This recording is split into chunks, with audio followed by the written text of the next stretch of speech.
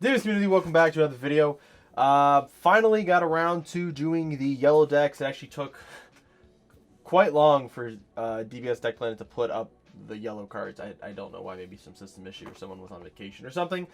But they put them up last week, and between the ban list and doing some other stuff, I actually didn't get to sit down and actually make the decks and kind of really look over them and see if I can come up with something at least digestible for you guys to look at and kind of use as, you know, a template. So we're going to be going over Kefla, Universe 6, whatever you want to call it. We did already go over these leaders and probably every leader in the game on the Lookout Twitch stream last weekend. So go on there if you want a good, I would say we did a pretty, I think we did an okay job. I definitely think Tier 1 we got pretty spot on. Tier 2 was good. Tier 3 probably could have been a lot of decks that could have been in locals and trash, let's be honest. But that's the fun part of tier lists. So go check that out though. We did talk about this leader already, and I think this leader is just okay.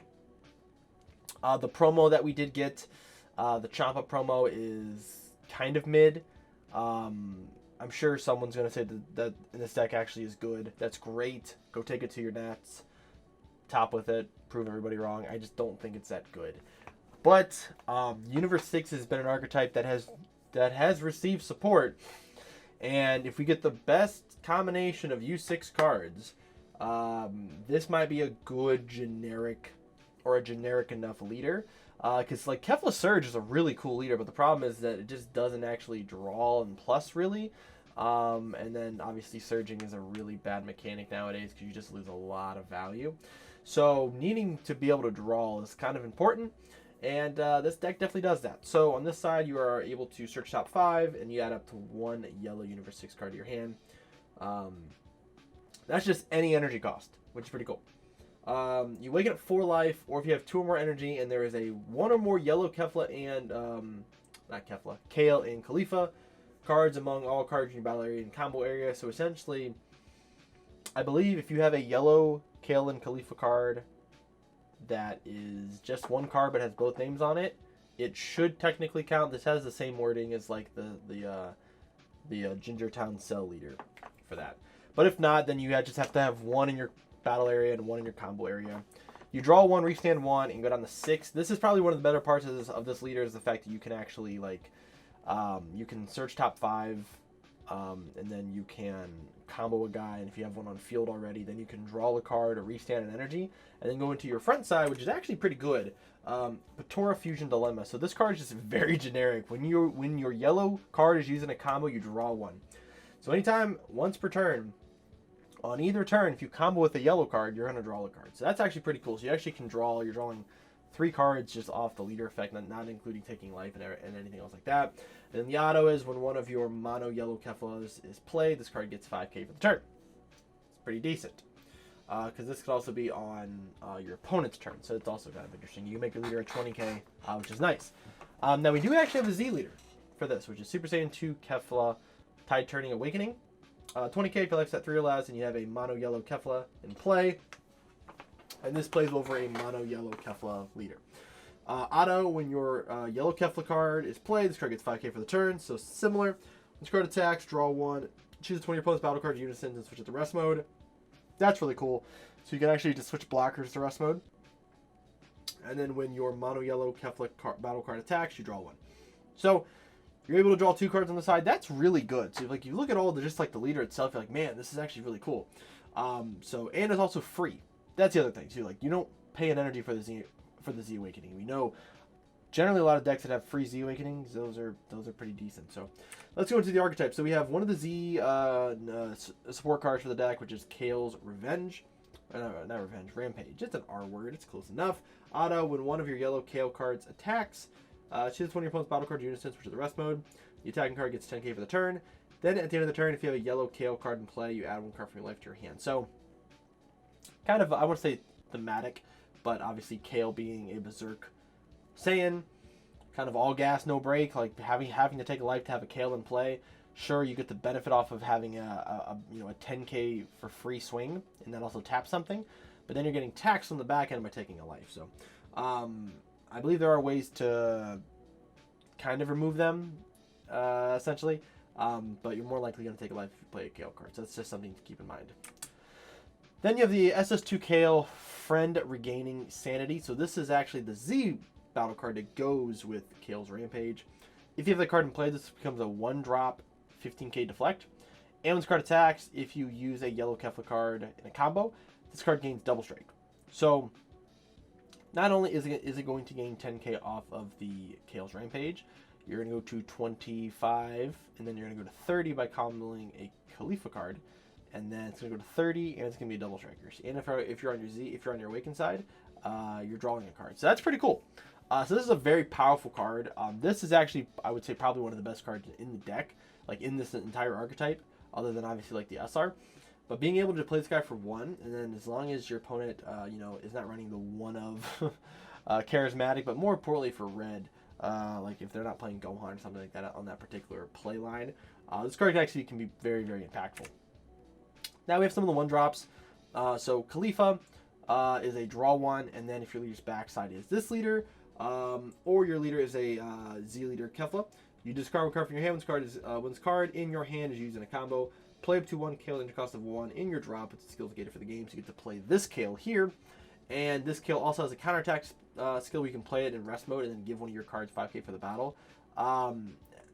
That not great. You can play it for free though, from your hand, but it's also kind of like, well, you can just combo it from your hand. So there's a kind of a reason as to why you want them on board. It's not a crazy payoff, but these are just 2 of the 1-drops you have in the archetype. We have Super Saiyan Khalifa, Determination of a Friend. It's a 1-drop, technically. If your leader is this one, and you have 2 more energy, you play it from your hand. And then when it's played, you play up to 1 yellow Kale card, then it costs 4 less from your drop, with its skills negated for the game.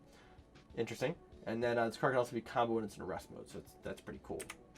Then we have some other just non-Patora fusion cards. We have Super Saiyan Kaba, Saiyan from Universe 6. If all of your energy is mono yellow Universe 6 cards, when this card is played from your hand, you draw 2, and you get to play a yellow U6 card from your hand that costs 1. That's really cool, but the problem is that this really, really, really makes it generic. Because, it's so, not generic. It makes it so archetype based, so it's not generic. You can't charge anything else other than U6 cards. That's just not good. So you're not going to play that unless you're just playing like a theme deck for some reason. Hit, however, is a pretty decent card. So if your leader is a Universe 6 mono yellow leader, your life step 4 or less since your opponent's turn, you're discarding hand by 1. This is the counterplay. Play it for 1, and it 7 cost or less comes into play with rest mode, and it's a blocker. So it's a 1-drop blocker that also taps something. So it's kind of like a steadfast that doesn't draw, and it's archetype based. So that's pretty cool. That's I would say this is not an awful card. Definitely something you're going to want to run in the deck. It's like maybe a 2 of. Then we have the Kales. So both Kales are 1 cost if your leader is this, and you do draw a card and play from your hand. Rampaging Girl, and when you combo with Kefla, this card gets crit. Essentially, for this card to be really useful, you need to have Kale's Rampage out.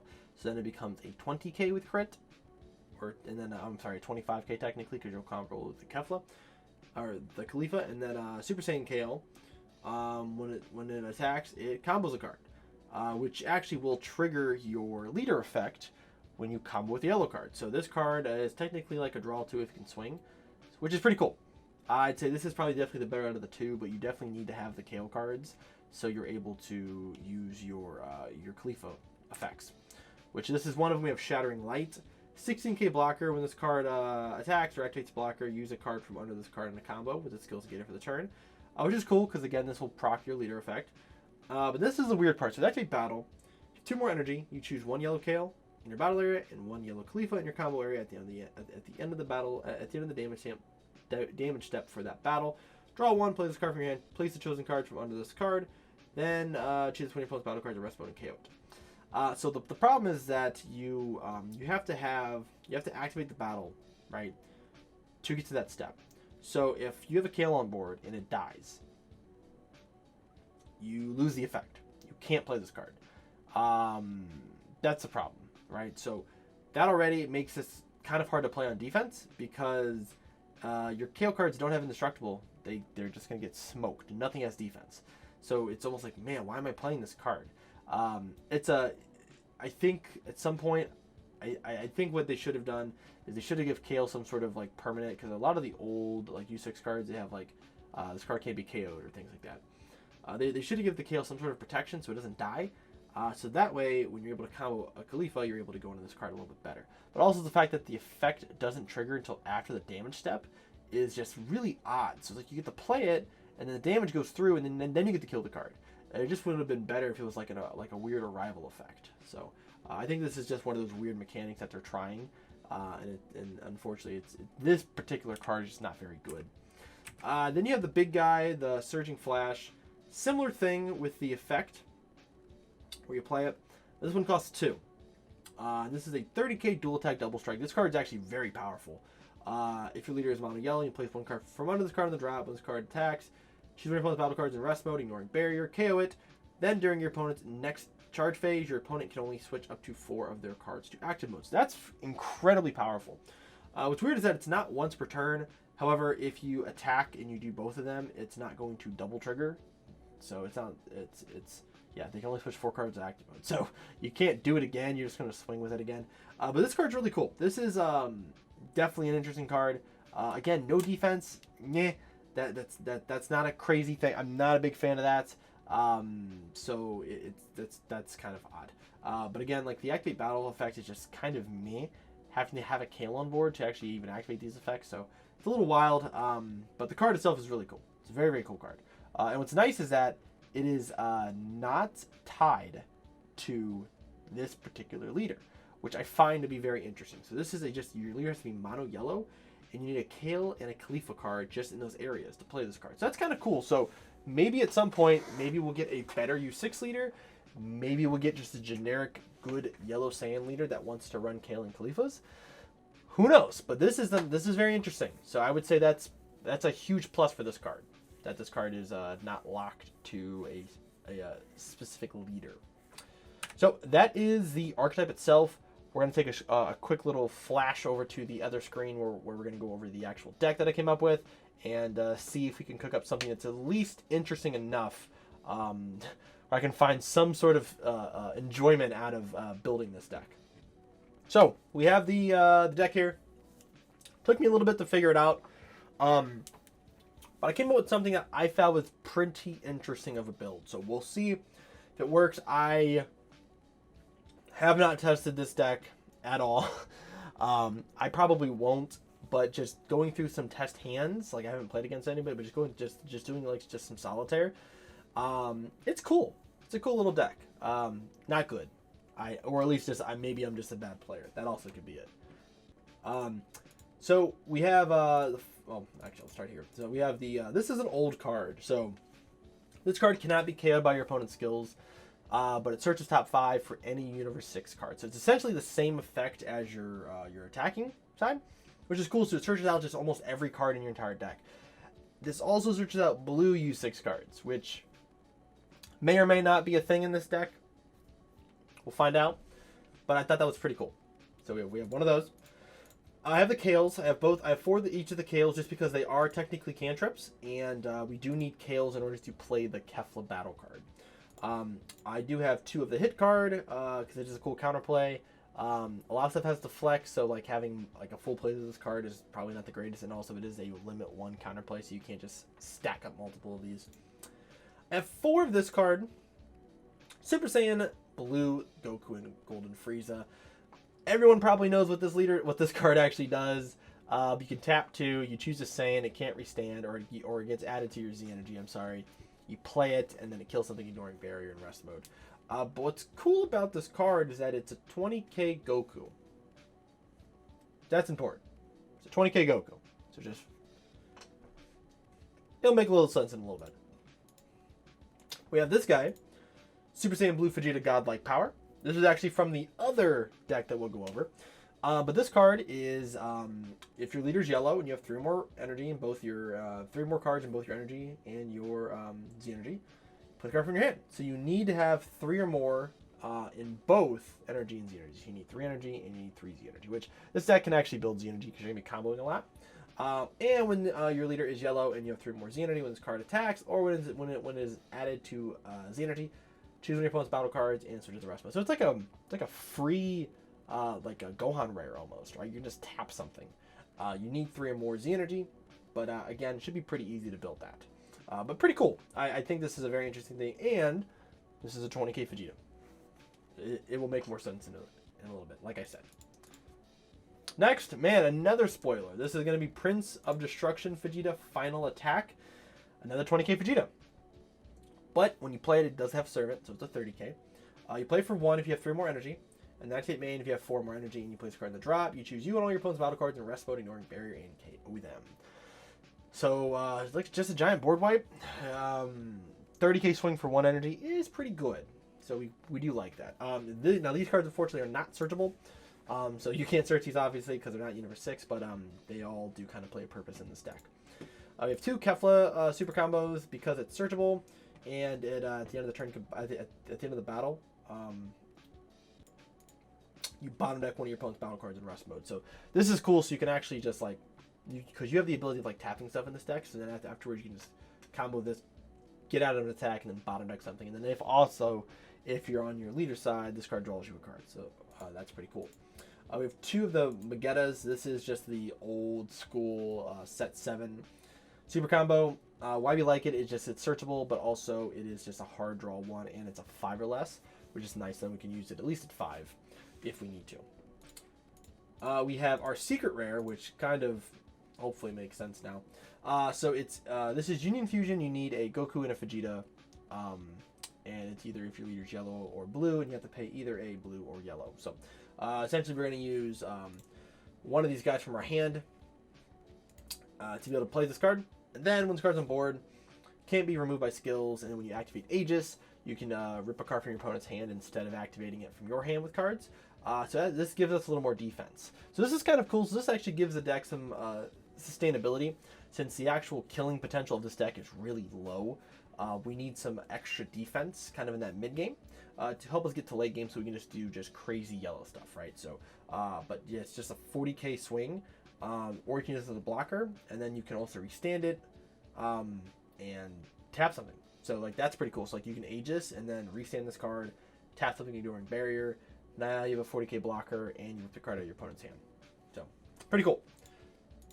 3 Vegetos because we have a Z leader, so we can actually use the not affected by strike skill for the turn. Obviously, it doesn't work on things like Victory Strike, but like Triple Strike, Dual Attack, or not Dual Attack, Triple Strike, Double Strike, Quad Strike, things like that.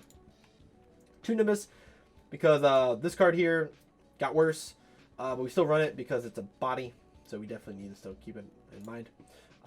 3 of the Surging Flash. Card's cool, obviously. I don't run the 6-drop. I did not put the 6-drop in the deck. When I was doing like test hands with it, it just felt like it was just an awful card to play. Just kind of die from everything.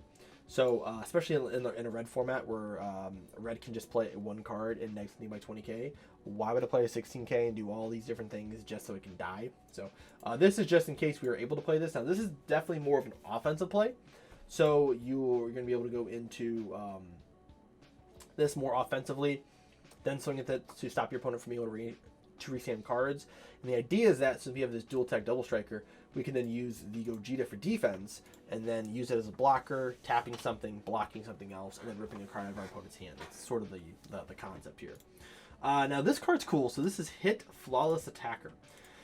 So this is multicolor. So what's cool about this card, it's 5k barrier, that's whatever, right? If you have a blue or yellow Universe 6 card in play, negate this card's energy exhaust skill in all areas. So what I like to do is you play this guy turn 1, and he cannot be KO'd. So unless you're not playing against, like, if you're playing against like Magic Gabora, this card's going to be toast. But most of the other decks can't remove this turn 1. Like, red technically can try to remove it turn 1, but they have to kind of work around it. So you put this card on board, then turn passes. Next turn, you're able to then charge this for free because you have a Universe 6 on board. And we're going to have a Universe 6 on board probably for most of the game. So this card's going to always be live, I feel like. The second effect is kind of cool. So if you play this card, you draw a card, and if you don't, you get the KO something in rest mode. You're probably going to draw a card. And it has another effect where you can reduce the cost of a hit evolve skill by 2 yellow. The hit evolve card is cool. I think it like flips your opponent's leader over. It's basically like the blue hit unison, but before that. So that's kind of cool. But this is mainly just for the check lane purpose of it. And another effect in the deck too. We have 3 Vegeta and Kaba lessons learned. When this card is played, you bottom deck one of your opponent's battle cards 4 or less, and it is a 19k dual attacker. This is also a Vegeta. I don't believe you can use this for the Goku Vegeta fusions because it's not a 20k. But it is a Universe 6 as well, so you can search this card out. So on some decks, like especially like red decks, you can just hold an energy up. Your opponent just does a bunch of stuff, like Pan. They play like 2 or 3 cards on one turn. You can use this to combo out of the attack, and then play the Kaba Vegeta to bottom deck something. Then at the end of the battle, then you can just use this to bottom deck something else. So that's really sweet. So you actually just you can just remove 2 things for basically 1 energy, and now you have a 19k dual attacker on board. We have 1 power Super Saiyan because it's, power Super Saiyan. 2 cooler, and then 3 of the Kefla. I don't know why it's down here. It just DBS Deck Planet. Please add an effect where I can just drag and drop cards, please. I don't like just trying to put stuff in order for video's sake. Like, it's just such a waste of time. But then we have 3 of this guy. I actually don't like this card because it's only playing a card from your drop, and I was trying to do different things. Like, I was running even like the Dr. Giro or Giro, whatever his name is, where you can put a green or a yellow card from your deck in the drop that costs 4 or less. So I would use that to combo, and then I put one of these in the drop. But the problem is that card has 0 synergy with the deck other than that. It's not Universe 6. It's not yellow and blue. It's meh. So you can use this card to play one of these guys from the drop.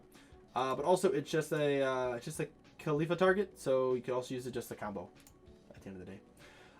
Z deck. So we have 1 of the Z Leader, 1 of the Kale's Rampage, 2 of the actual Kales you play with the Kale's Rampage, 1 Oolong because Oolong's a very powerful card. The last 2 go to Hit Pursuing Improvement. This is from 2 years ago Anniversary Box. It's a 15k deflect blocker that costs 1 blue and 1 yellow. And if you have 3 more energy when this card attacks or activates blocker, you get the combo with a blue-yellow multicolor Universe 6 card from your drop, and the combo with this card's skill is negated. At the end of the turn, switch up to one of your energy to active mode, and then at the end of the turn, switch this card to active mode. So this card probably will never see play because red is just kind of, we're in the red meta, so this card just dies not having barrier.